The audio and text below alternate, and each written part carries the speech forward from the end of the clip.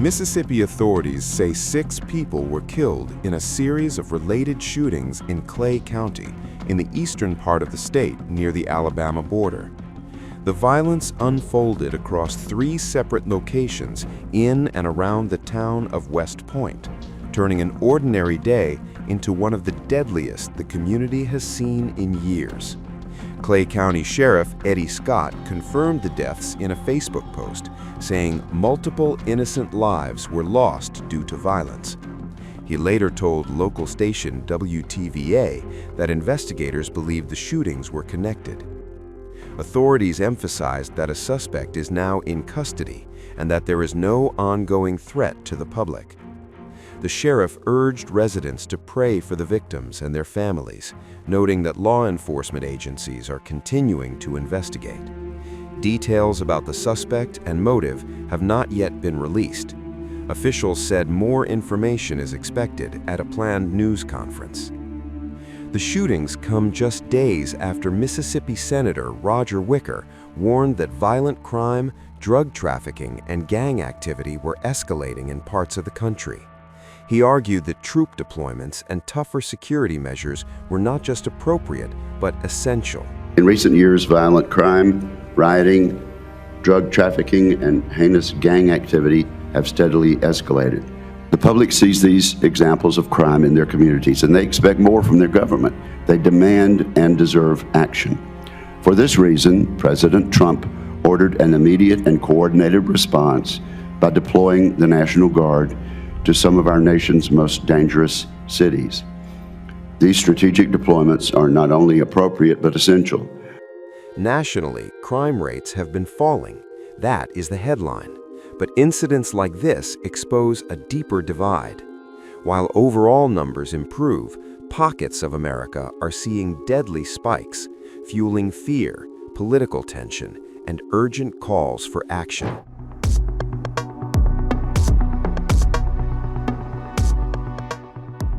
Violent crime is falling across America. That is the headline. But the map tells a darker story. Because while national numbers drop, several cities are bleeding against the tide. Data exposes a split America, where safety improves on paper, but danger rises on the street. Crime in numbers. New data from the Major Cities Chiefs Association reveals a sharp contradiction. Across the United States, violent crime declined in 2025 compared with last year. Homicides fell by nearly 1,000 cases nationwide. Rapes dropped by more than 1,300. Robberies plunged by over 15,000. Aggravated assaults fell by more than 21,000. But behind those national gains, several American cities are moving the other way. The survey, covering January to September 2025, tracks 4 major violent crimes: homicide, rape or sexual assault, robbery, aggravated assault. And while the national trend shows improvement, local data reveals alarming spikes. Cities bucking the trend. In Omaha, Nebraska, violent crime rose in every single category. Homicides climbed, rapes increased, robberies surged, aggravated assaults went up. Memphis, Georgia bucked the national trend. Rape rose year on year, robbery increased, aggravated assault followed the same path. Columbus, Ohio reported rising robberies and aggravated assaults. Both categories declined nationally, but not in Columbus. In Los Angeles County, preliminary figures show increases in rape and aggravated assault. The nation's most populous county now defies the broader decline. Tampa, Florida recorded higher rape and robbery numbers, 2 crimes falling nationwide yet rising locally. In Suffolk County, New York, homicide and robbery increased. The suburban region east of New York City now joins the list.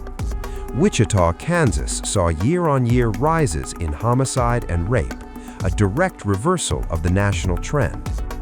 Pittsburgh, Pennsylvania reported increases in rape and aggravated assault. Denver, Colorado recorded a rise in rape. Philadelphia followed the same trajectory.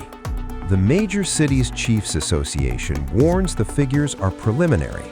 Reporting is voluntary, and numbers may change. But the warning signs are already clear. America is safer overall, but not everywhere. Political response: Trump's crackdown.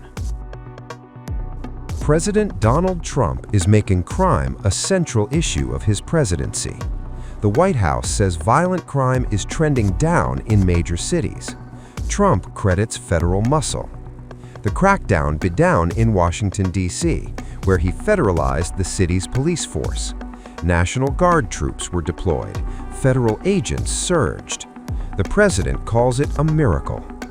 Trump now warns other cities are next: Baltimore, Chicago, Memphis. In recent years, violent crime, rioting, drug trafficking, and heinous gang activity have steadily escalated. The public sees these examples of crime in their communities, and they expect more from their government. They demand and deserve action. For this reason, President Trump ordered an immediate and coordinated response by deploying the National Guard to some of our nation's most dangerous cities.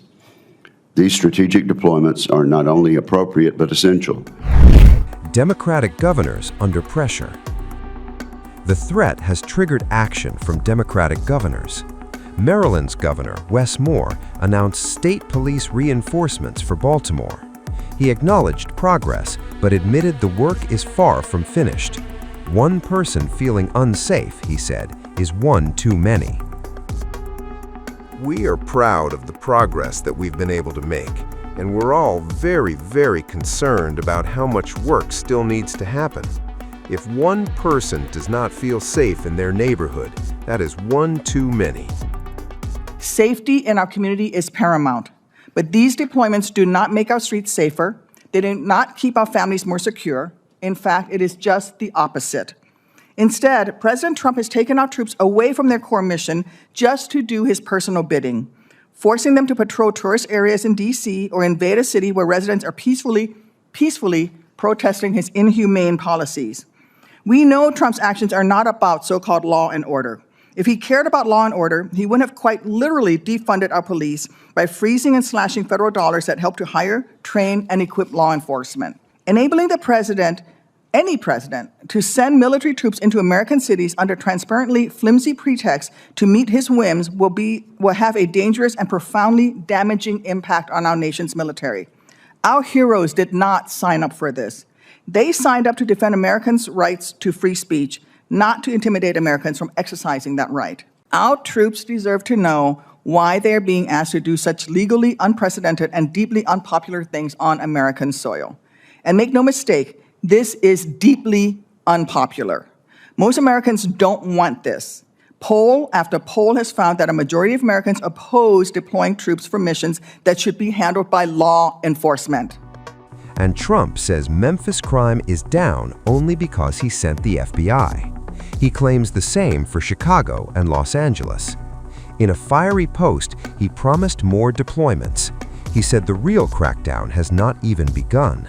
And he ended with a stark claim: only he can save them.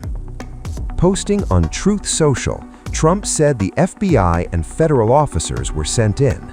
He called Memphis crime numbers absolutely terrible and warned the real crackdown has not yet begun. Trump wrote that once the official announcement is made, the no-crime miracle begins. He called Washington, D.C. very safe and declared, "Only I can save them." Across America, the message is now unmistakable. National crime may be falling, but local streets remain volatile. And Washington is preparing to intervene.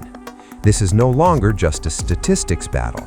It is a fight over control, over safety, and over who decides how order is restored.